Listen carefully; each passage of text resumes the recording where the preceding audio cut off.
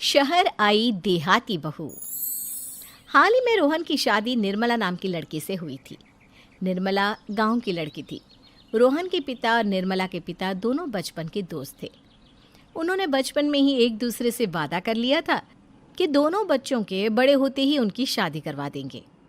इसलिए वादे के अनुसार रोहन के पिता निर्मला को अपनी बहू बनाकर घर ले आते हैं। निर्मला अपने साथ अपनी गाय भी लेकर आ जाती है और उसे घर के आंगन में बांध देती है। अरे ये क्या माँ, भाभी तो गाय भी लेकर आई हैं हमारे घर में। अभी घर में गाय बंधी देखकर आस पड़ोस के लोग तो हमारा मजाक उड़ाएंगे ना। हाँ बेटा, तू ठीक कहती है, लेकिन क्या करूँ मैं। तू तो जानती है तेरे पिता किसी की नहीं सुनते। अरे ये क्या निर्मला, तुम अपने साथ गाय क्यों लेकर आई हो? आपके शहर में पैकेट वाला मिलावटी दूध मिलता है ना, लेकिन मुझे तो रोज ताजा दूध पीने की आदत है। गाय लाकर मैंने ना बहुत अच्छा किया है। अब हम सब रोज ना गाय का ताजा ताजा दूध पियेंगे। अरे ये सब तो ठीक है, लेकिन तुम ध्यान रखना कि तुम्हारी गाय की वजह से आस पड़ोस के लोगों को कोई तकलीफ ना हो। हाँ हाँ, मैं सब देख लूँगी, आप चिंता ना करें। कुछ दिन बीत जाते हैं। फिर एक दिन, चल बहू, आज हमें बाजार से सब्जी खरीदने जाना है। उसके बाद सुनीता निर्मला को बाजार में ले जाती है। सब्जी के महंगे दाम देखकर निर्मला के तो होश उड़ जाते हैं। ये क्या माँ जी, 1000 रुपये की सब्जी, ये तो बहुत ही ज़्यादा है। अब क्या करे बहू, शहर का तो यही हाल है। ना ना ना, मैं इस तरह पैसों की बर्बादी बर्दाश्त नहीं कर सकती। अब से ना हम इस बाजार से सब्जी नहीं खरीदेंगे। हाँ। फिर अगले दिन निर्मला घर के आंगन की मिट्टी खोद कर वहाँ तरह तरह की सब्जियाँ लगा देती है। अरे काव्या, तेरी भाभी तो बहुत अजीब है। उसने तेरे पूरे आंगन को खेत बना कर रख दिया। मेरी समझ में नहीं आता तुम लोग इस लड़की को कहाँ से पकड़ कर लाए हो। अरे सब मेरे पिताजी का किया धरा है।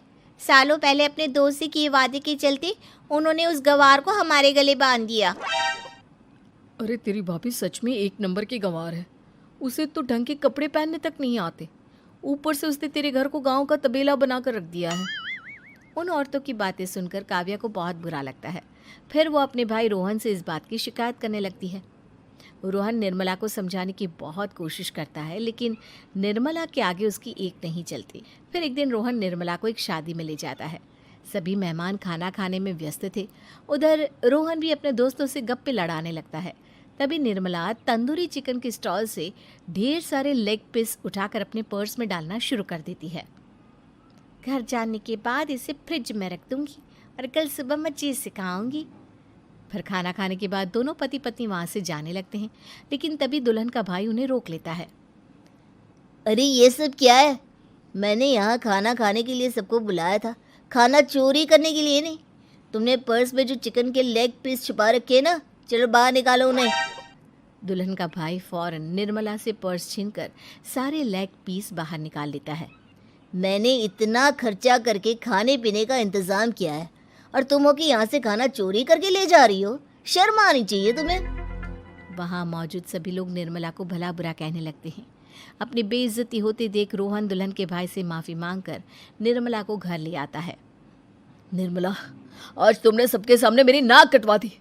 आखिर तुम्हें चिकन के पीस चुराने की ज़रूरत क्या थी? मुझे माफ़ कर दीजिए रोहन जी।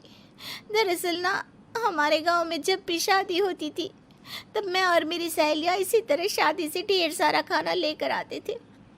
मुझे नहीं पता था कि मेरी इस गलती से आपकी इतनी बेइज्जती हो जाएगी। मुझे माफ़ कर दीजिए, आज के बाद ऐसी गलती कभी ना करेंगे।